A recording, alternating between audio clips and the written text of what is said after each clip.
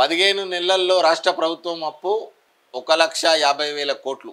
తొలి ఏడాది పాలనలో తీసుకున్న 1,24,000 కోట్లు స్వయంగా శాసనమండలికి వెల్లడించిన ప్రభుత్వం గత డిసెంబర్లో తీసుకున్నది 13,909 కోట్లు. ఈ ఏడాదిలో 70 రోజుల్లో 14,800 కోట్ల రుణాలు. ఇవన్నీ కలిపితే 1,50,000 కోట్లు దాటే అవకాశం. బీఆర్ఎస్ హయాంలో అప్పు 6,71,757 కోట్లు. రెండు కలిస్తే రుణభారం 8.24 లక్షల కోట్లు. ఇప్పుడు ఇంతకుముందు మనది తెలంగాణ రాకముందు దాదాపు ఒక 10 సంవత్సరాల క్రితం మిగులు బడ్జెట్ 60,000 కోట్ల మిగులు బడ్జెట్ మనది. ఇప్పుడు ఏమైంది?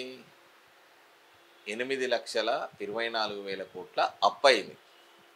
ఇట్లనే కంటిన్యూషన్గా నీ ఉచిత పథకాల మీద మనవాడ ఉచిత పథకాలు పెడితే అన్ని గిట్టనే దరిద్రంగా దాపురించి రాష్ట్రాన్ని అమ్మే స్థాయికి కూడా ఈ టీఆర్ఎస్ కావచ్చు, ఈ కాంగ్రెస్ కావచ్చు, ఆడికే వస్తుంది పరిస్థితి. ప్రజలారా ఎప్పుడన్నా మేల్కొనండి. రేపు నడ్డి విరిచేటటువంటి ట్యాక్సులు తెలంగాణ ప్రజల మీద పడబోతున్నాయి. జాగ్రత్త. ఇప్పుడు నేను చెప్పింది కాకిలెక్కలు అనుకుంటే పొరపాటే. ఇవి డైరెక్ట్ ప్రభుత్వమే ఎంత తప్పు చేసినాము ఏమైంది అనేది కూడా క్లియర్గా చెప్పిండ్రు వాళ్ళు అసెంబ్లీలో, శాసనసభలో చెప్పినటువంటి విషయాలు. ఇప్పటికైనా ప్రజలు మారండి. ఎవరైతే ఉచితాలకు అలవాటు పడతారో గతంలో కూడా మనం కొన్ని దేశాలను చూసినాం. ఆ దేశాల పరిస్థితి ఇలా చాలా దారుణంగా దయనీయంగా మారిపోయింది. కాబట్టి ఉచితాలకు అలవాటు పడకండి. ఎవడైతే ఉచితంగా చేస్తా అంటాడో వానికి ఏకురి ఓటు, వేరేటోళ్ళకి అదర్ పార్టీస్కి వేయండి. దయచేసి ఉచితాలు అయితే ఇలాంటి పరిస్థితి ఉంటుంది. ఇదంతా ఎవరి మీద తీస్తారు? 8,24,000 కోట్లు అంటే రేవంత్ రెడ్డి లెక్కేసి ఇస్తాడా? కేసీఆర్ దోసుకున్న దాంట్లోకి వెళ్ళిస్తాడా? కవిత దాచిపెట్టుకున్న దాంట్లోకి వెళ్ళిస్తుందా? ఎవడి ఏడిది తెలంగాణ ప్రజల నెత్తి మీద చేతి పెడతారు. తెలంగాణ ప్రజల నెత్తి మీద చేయి పెట్టి తెలంగాణ ప్రజల జేబులో నుంచే డబ్బులు బలవంతంగా తీసుకుంటారు. దొంగోడు అనేటోడు ఎట్లుంటాడంటే తెల్లందాకా దోసుకునేటోడు దొంగోడు. రాజకీయ నాయకుడు అనేది పట్టవగలు నువ్వు చూస్తుండగా నిలబెట్టి నిన్ను దోసుకుంటాడు ఒక వాడే రాజకీయ నాయకుడు. ఆ రాజకీయ నాయకులే ఈ దొంగలు చేసినటువంటి అప్పులు తెలంగాణను రెండు కలిస్తే 8.24 లక్షల కోట్లు. తెలంగాణ ప్రజలు ఇప్పటికన్నా సోగికి రండ్రి, మేల్కొని ఎవడేం ఉచితాలు ఇస్తుర్రో ఉచితాలను ఇచ్చేటోళ్ళని పక్కకు పెట్టేతాం.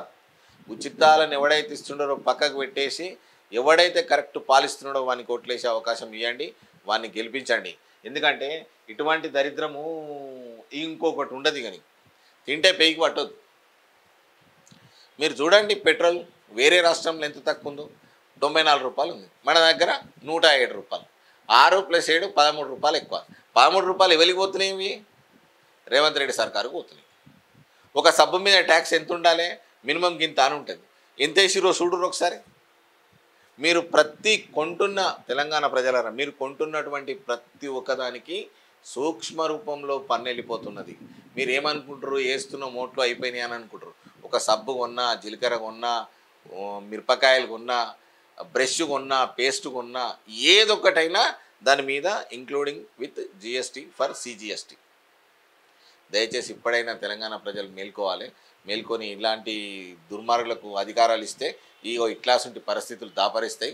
దయచేసి ఒక్కసారి నేను చెప్తున్నటువంటి విషయాలు ఒకసారి పునరాలోచన చేసుకోండి. వచ్చే ఎలక్షన్స్లలో ఎట్లా బుద్ధి చెప్పాలి అంటే చెప్పుతోటి కొట్టినట్టు చెప్పాలి. ఎందుకు అనంటే ఉద్యమాల గడ్డ తెలంగాణ అడ్డ. ఎవని మోచేయి నీళ్లు తాగే తెలంగాణ ప్రజలు లేరు. వాళ్ళ కష్టం వాళ్ళు చేసుకుంటారు. తెలంగాణ ప్రజలు ఏందనేది ఢిల్లీ కాదు, ప్రపంచవ్యాప్తంగా సత్తా చాటినటువంటి తెలంగాణ ప్రజల ఉద్యమంలో అదే ఉద్యమ స్ఫూర్తితోటి ఈ దొంగ నాయకులకు ఓట్లేస్తే ఒక పరిస్థితి ఇట్లా వస్తుంది. దయచేసి ఇట్లాంటి దొంగ నాయకులకు ఉచితాలకు వద్దండి. ఉచితాలు వద్దు. ఖచ్చితంగా మనకు పనిచేసే వ్యక్తులనే మనం ఎన్నుకుందాం. లేకుంటే ఈ పరిస్థితి ఇట్లనే ఉంటాయి.